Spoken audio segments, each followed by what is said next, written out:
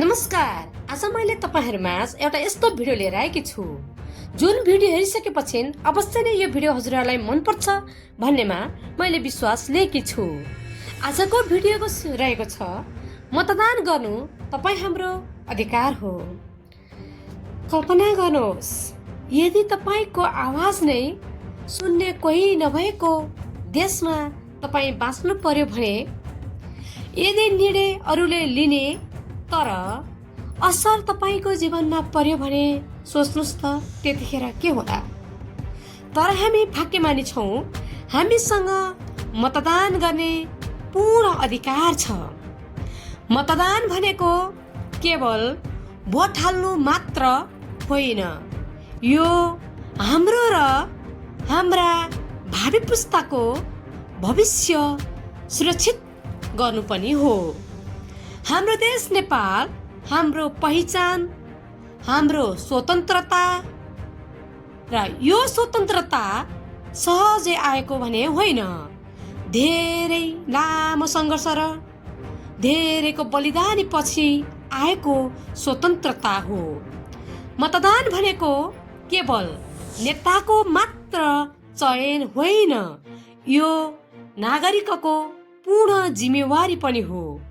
यो चेतना हो, यो देशप्रतिको प्रेम हो, देशप्रतिको वफादारीता हो र देशप्रतिको कर्तव्य पनि हो।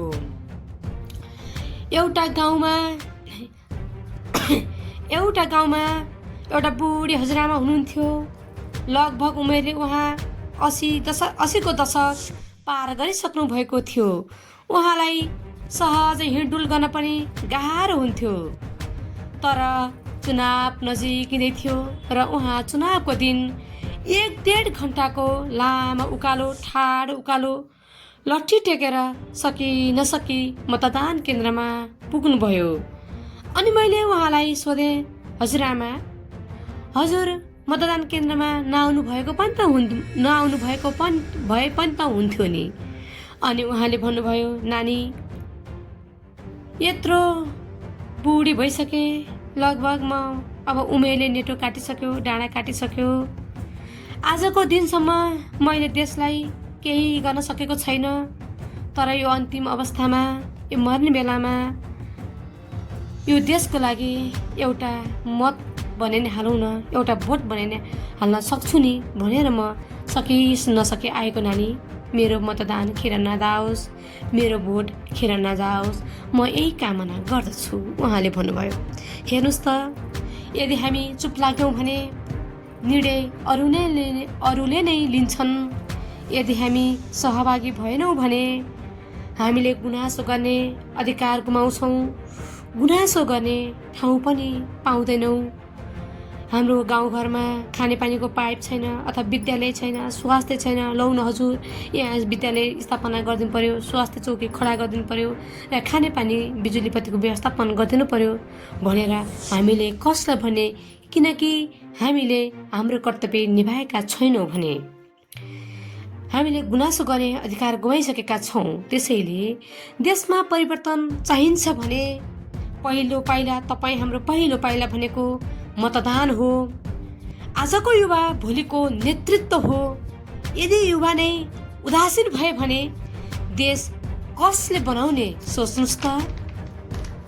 मतदान भनेको एउटा ट्रेन्ड होइन, यो एउटा ट्रान्सफर्मेसन हो। तपाईको एउटा भोटले देशको दिशा बदलिन्छ, देशले गति लिन्छ र देशमा सुशासन र विकास कायम हुन्छ भने किन मतदान नगर्ने। हामी सानो मान्छे होइनौँ पक्कै पनि, हामी सचेत नागरिक हौँ, हामी दर्शक होइनौँ, हामी निर्णयकर्ता हौँ। मतदान गर्नु हाम्रो अधिकार हो, तर यो अधिकार प्रयोग गर्नु हाम्रो कर्तव्य पनि हो। यसपटक चुनाव आएको छ, अब केवल घरमै बसेर कुरा नगरौँ, उठौँ। गाउँघरमा जो मतदान बहिष्कार गर्छु, मतदानमा भाग लिन्न भनेर बस्नु भएको छ, उहाँहरूलाई मतदान गर्नलाई उत्प्रेरणा जगाउँ, हौसला जगाउँ र मतदानमा सहभागी गराउँ। आफ्नो भविष्य आफैले तय गरौँ, किनकि देश परिवर्तन अरूले गर्दैनन्, देश परिवर्तन गर्ने तपाईँ हामी नै हो। त्यसैले मतदान नगरे पछुताउनु नपरोस्, आजै सचेत बनाऊ र मतदानमा सहभागी बनाऊ। हजुरहरूलाई यदि यो भिडियो मन पर्यो भने यस भिडियोलाई लाइक, कमेन्ट र सेयर गर्न नबिर्सनुहोला। हस्त, धन्यवाद।